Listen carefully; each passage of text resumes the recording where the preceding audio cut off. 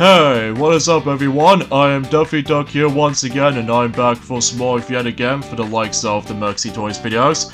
Ladies and gentlemen, welcome back to more of Let's Play of Super Monkey Ball Step and Roll for the Nintendo Wii. So, last time we have managed to go through Far East, which is in my opinion one of my favorite worlds in this game because, well, you know, because it's all entirely new for the Monkey Ball game, and also I had a lot of fun with that particular world because it's actually based off from, well, specifically in Asia, or in this case, for lack of a better word, China, as far as I like to call it that. So, yeah, today for this episode is the fact that we're going to be hit on to World 5, which appears to be going on to Polar Festival, which, if you couldn't tell already, is basically a snowy themed world. So, since that in the forms of Banana Blitz, that Smooth Sherbet might actually be my favorite of the actual worlds in Super Monkey Ball Banana Blitz, I can't really tell if how I'm going to be feeling the same way for this particular game this time around, because then again though, some of the level designers in this particular game, as I said before, can get pretty darn annoying, especially they keep on forcing you to go through all kinds of guardrails, and also same applies for these very annoyingly placed blocks, if you can clearly tell on screen. Although then again, the game really encourages you to use the Wii balance board at all times, so naturally speaking there's not much else to discuss upon. So, and talking of which actually, is the fact that since that today's day is the forms of the 12th of February today, in the forms of 2020, or 2020 for short, for those of you that lived in the UK, ourselves included, happy 10th anniversary of the Super Monkey Ball Step and Roll release for the UK. Because I believe the North American version did manage to came out originally in 9th of February in 2010, so they at least already gone through this particular title being released for 10 years now. So all needs left now is of course the Japanese release. So, but it wasn't until when we get to the point until at the end of 2010, well, at least back in the day that was, that usually the Japanese version managed to get its release. So, I don't know about the Australian version of that specific title and stuff like that, probably because I haven't really looked upon, you know, that much in terms of Australian, games releases and stuff like that. So, do apologize for the actual awkward commentary for this point, guys. I really am. It's just that, well, then again though, we pretty much almost nearly towards the end of this game at this point right now, so... Plus, I keep on belching myself, I do apologize for that. Just because of how the fact that I was getting a little bit slightly hungrier, well, not as hungry as it used to be. So, and then of course, as you can see on screen, I'm going to be reselecting Baby for, let's just say, the final time for this game, and up until whenever we eventually get into the forms of Super Monkey Ball 3D, that we can expect to able to actually select 8 different characters and stuff like that within, well, all 8 worlds on that game. And I don't really think that we can able to do that on Banana Blitz HD, I don't think, probably because of how the fact that, well, you guys should probably will have to wait and find out until when that time comes. Yeah, I just really hate these level layouts like this, especially you have to be forced to deal with the forms of likely trying to, you know, tilt yourself when it comes to the forms of that little slanted hills and stuff like that. And also because of that though, if you accidentally get bombed in these little obstacles like this, oh, you're gonna have a hard time with it. And plus, because of this though, it just makes things downright frustrating at times, especially if you really want to keep your things going. And, it's just bad. It's just really bad all by itself. And also because of this though, it just always kind of reminds me of the warp level from the likes of Super Monkey Ball 2 / Super Monkey Ball Deluxe, if you want to expect to count that. But everything else though, yeah, it seems to come across as like the actual level layouts like this can be like pretty annoying at one point, so... But I digress. So here's the fun box level, as you can see right there, where this particular level is kind of fun, but only because of how the fact that we actually going through down from slope to slope and stuff like that, kind of like the half-pipe segments, like a skateboarding kind of syndrome. But again, the only thing is kind of ruined this level though, at least from my experience, is of course too many objects on screen. Specifically, too many blocks, or in this case, ice cubes, as you can see right there in this particular world, just keeps on, like, caught you off guard at points, which I will say is, it's totally aggravating. So, but you know. The actual level layouts in the forms of Polo Festival, like I said, as far as this world in general, like I said before, I think Super Monkey Ball Step and Roll is the weakest for me, or my second weakest, game, because it's level design, and again, I just think that the forms of, you know, Polo Festival has way too many forms of those, out-of-place blocks, and way too many emphasis on the forms of trial and error that can really, you know, ruined your life very, very easily. So, yeah, there's not much else comment from that. And unfortunately, for the sake of time, I don't think I can able to gather all of those bananas because, well, again, with all these placements like these, it just come across as like all over the place. So, there's the first time marker right here. Well, it's not so bad on the bonus stages though, because you can just simply continue where you left off. But as far as the regular levels are concerned, well, you have to deal with the forms of the timer thing and stuff like that. And, for the most part, whenever we get to the forms of somewhat longer levels, I just wish if we can able to actually upgrade the timer to the forms of likely about 2 minutes or something like that, just like in Banana Blitz and stuff like that.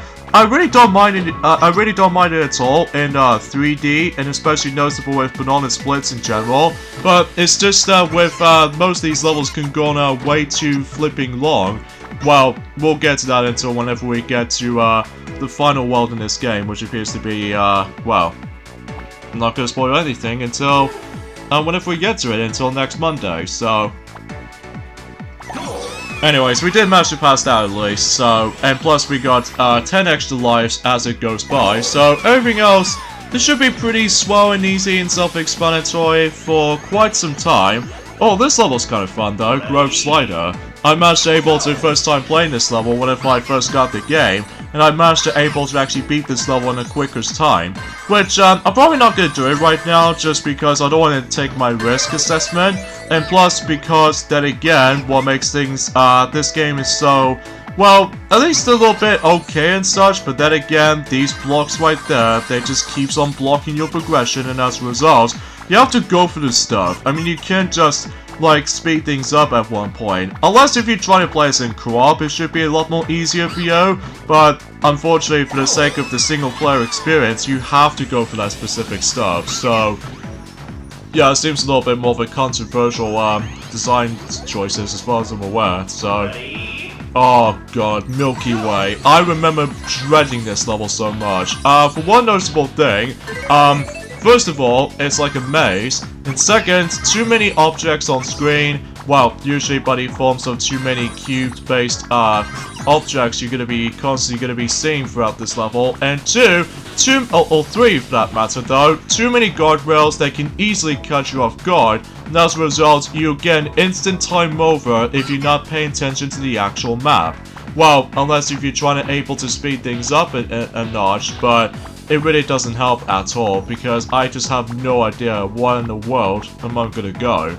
Well, I do know you can able to go from that way, which I did not even know that, and oh my god, look at that.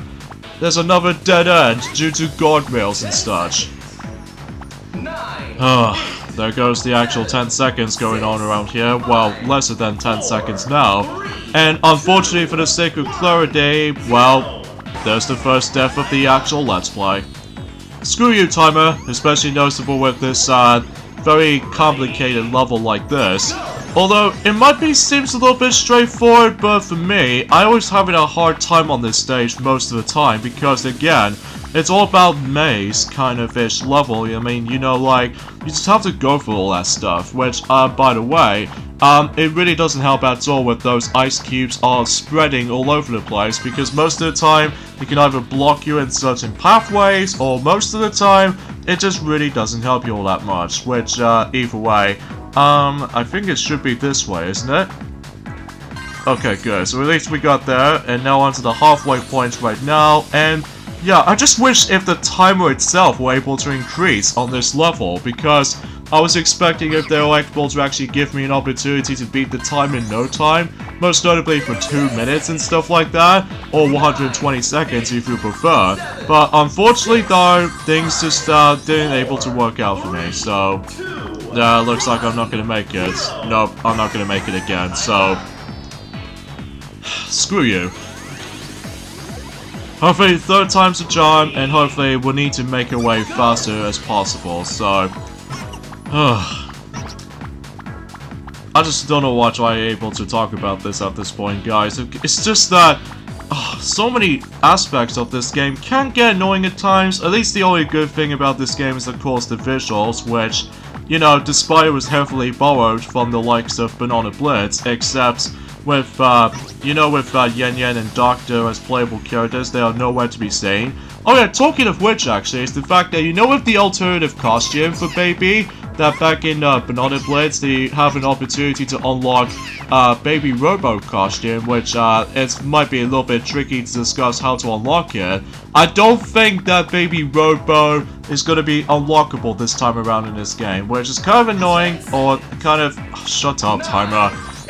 Yeah, it's kind of a shame, but at least either way, though, they're trying to make it a little bit more of a traditional Monkey Ball title like we used to, but unfortunately, due to the level design errors and stuff like that, especially noticeable how the fact that it just gets like, oh, well, not to mention sometimes, is that some of these levels in this game, well, can be sometimes somewhat flatter than the others. Well, usually I just have no idea why I was going to be talking about that, because, well, I just have no clue of how do I expect it to, so...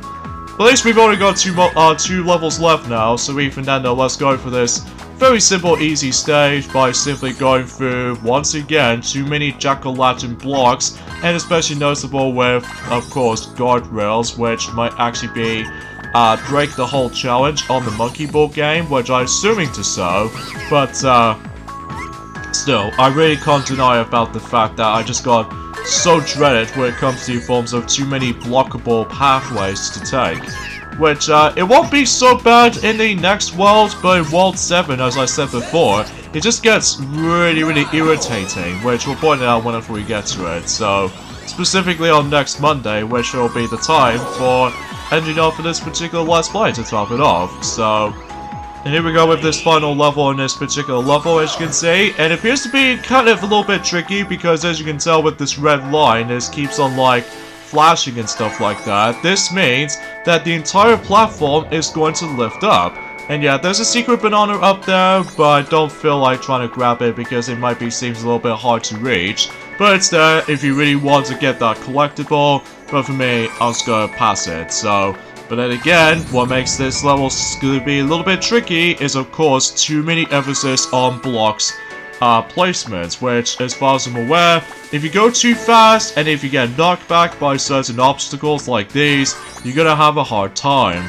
So as a result, I just can't stand that. But anyways, let's go ahead and just carefully guide ourselves through and just be very careful here. Shut up, timer! I've already heard this like 5 times or anything like that. Oh, jeez. But anyways, we're going for the forms of Polo Festival. But speaking of which, actually, Polo Festival might actually be my second least favorite world in this game. It's not as hard as the later worlds in the game, but it just feels kind of frustrating when if you're trying to go through certain things you have to go through. So, okay, so we got ourselves the next song, which is The Guiding Star, vocals by Patye Gadam, which I do apologize with her pronunciation of that specific surname, and also, as you can see on the tilted table, it's now in a hexagon shape. So either way, because to be expected, it makes a little bit sense because usually snowflakes in the middle does manage to able to represent the actual hexagon shape, if depends on what shapes they actually design for. So either way, like, you get like 6 sides within those little, I can't how you pronounce that for these things very well, guys. I have to admit though, right away. And also, that journey forms of, well, obviously today still is the 12th of February. This means, yes, next month on the UK version of Frozen 2, it will be about a month away now. So even then, we're looking forward to that stuff though, especially noticeable how the fact that, well, I still really think that Smooth Sherbet was actually the better Snow World to me though, compared to this is. I don't know, something about the music doesn't seem to fit well with me most of the time, especially compared to this really original music from the likes of Super Monkey Ball, Banana Blitz, and even HD as a result of that too, which is of course Smooth Sherbet, if you couldn't clearly notice by this point. But it's an alright world, but then again though, one of the things I don't like about the game is just the actual level design, and like this, it's like, it feels like Sonic Advance 3's level design all over again, except in Sonic Advance 3, it does have plenty of emphasis on, well, the forms of trial and error as well as dual die situations, which there are getting crushed all the time, and loads of bottomless pits, too many spikes on screen, and also horribly enemy placement. So as a result, luckily there aren't any enemies in this game though, but I think, in my honest opinion, the worst enemies in this game will definitely have to be the blocks themselves. I understand for the challenge aspect with the Wiimote controls, but I will say, it did manage to ruin my, well, compensate on, especially because if I was going to be able to, no matter what though, whenever my first time I played the game, my ultimate challenge is of course, beat the entire world without using any of those continues before I unlock something new, but, again, it's just with these block placements, they are literally all over the place, and as a result, I have no idea why that this game doesn't get its HD remastered for that point, probably because of how the fact that the unique selling points in this game is of course, the Wii Balance Board accessory, which it's totally understandable when it comes to forms of that specific gimmick, but either way though, that's as far as I can usually just try to think about that for the time, so... I really do apologize for that little ranting about the forms of that specific stuff sometimes. Even though I despise ranting, but even then though, it's just because of how the fact that, well, luckily, for the majority of the time, it's almost over, so we've only got about 2 more worlds left. Then 2 worlds have been done, then obviously this Let's Play will be finished. So, and by that time, for that particular Let's Play will be finished, well... it could be we're going back onto, well, Piglets might actually get back into Banana Blitz, specifically Banana Blitz HD, as in the forms of the Sonic's playthrough of that specific version of the game. And after that though, we probably might actually gonna do Super Monkey Ball Deluxe Redo Let's Play, and as a result, in June and May this year, we'll do Monkey Ball Jr., being the likes of in the Game Boy Player, because we are originally trying to do that on the emulator, but I think keyboard controls might be a bit cumbersome to play. So I think the analog stick should be able to be a lot of work out for me, so...